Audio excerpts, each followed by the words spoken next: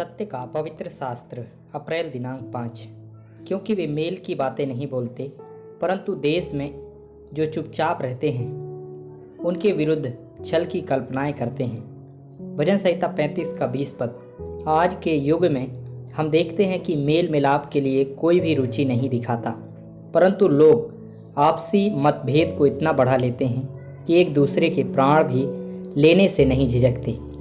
यह संसार बहुत ही भयानक दिशा में अग्रसर होकर बड़े शीघ्र विनाश के लिए भाग रहा है। पवित्र शास्त्र बाइबल के वचन हमें बहुत स्पष्ट शिक्षा देते हैं। दूसरा तीमुथियुस 3 अध्याय का 1 से 4 पद। पर यह जान रख कि अंतिम दिनों में कठिन समय आएंगे, क्योंकि मनुष्य अब स्वार्थी, लोभी, डींगमार, अभिमानी, निंदक, माता पिता की आज्ञा टालने वाले, कृतघ्न, अपवित्र, दया रहित, क्षमा रहित, दोष लगाने वाले, असंयमी, कठोर, भले के बैरी, विश्वासघाती, ढीठ, घमंडी और परमेश्वर के नहीं वरन सुख विलास ही के चाहने वाले होंगे।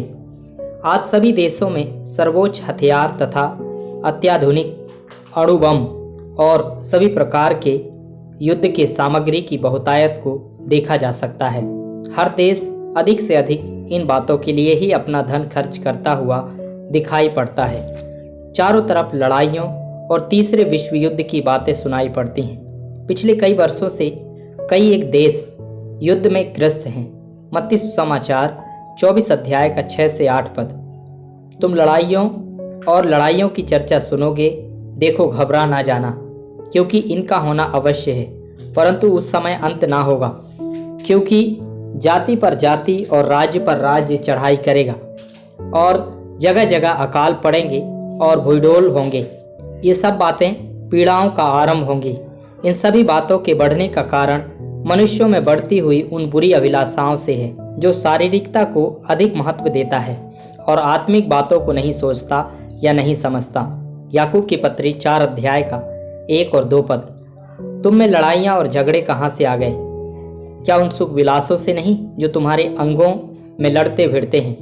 तुम लालसा रखते हो और तुम्हें मिलता नहीं। तुम हत्या और डाह करते हो और कुछ प्राप्त नहीं कर सकते। तुम झगड़ते और लड़ते हो, तुम्हें इसलिए नहीं मिलता कि मांगते नहीं।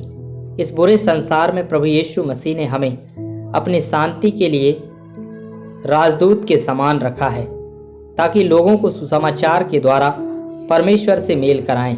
दूसरा कुरिन्थियों 5 अध्याय का 18 से 20 पद। और सब बातें परमेश्वर की ओर से हैं, जिसने मसीह के द्वारा अपने साथ हमारा मेल मिलाप कर लिया और मेल मिलाप की सेवा हमें सौंप दी है।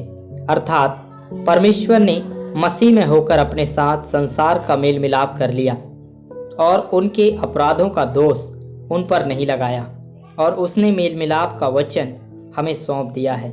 सो हम मसीह के राजदूत हैं। मानो परमेश्वर हमारे द्वारा समझाता है, हम मसीह की ओर से निवेदन करते हैं कि परमेश्वर के साथ मेल मिलाप कर लो।